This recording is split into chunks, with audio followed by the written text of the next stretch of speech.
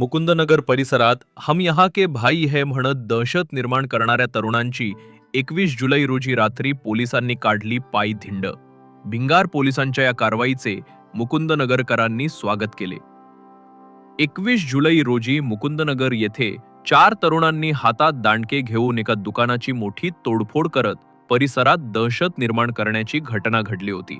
सादर प्रकार सीसीटीव्ही कॅमेऱ्यात कैद झाल्यानं नागरिकांमध्ये दहशत निर्माण झाली होती.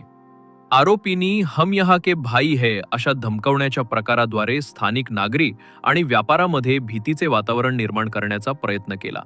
या प्रकरणी सय्यद हुसेन अल्ताफ यांच्या तक्रारीवरून भिंगार कॅम्प पोलीस ठाण्यात गुन्हा दाखल करण्यात आला होता. पोलिसांनी तातडीने तपास करत नाझिम सय्यद, अदनान शेख या आरोपीसह त्यांच्या साथीदारांना ताब्यात घेतले. त्यानंतर 21 जुलै रोजी पोलिसांनी आरोपींना मुकुंदनगर परिसरात पायी फिरवत गुन्हेगारांची वरात काढली. पोलिसांनी या आरोपींना सदर घटनास्थळ आणि मुकुंदनगरच्या नागरी भागात पायी फिरवत कायदा आणि सुव्यवस्था याचेच राज्य असून धाक निर्माण करण्याच्या प्रयत्नातील गुन्हेगारांना पोलीस सोडणार नाही या कारवाईतून हे दिसून आले.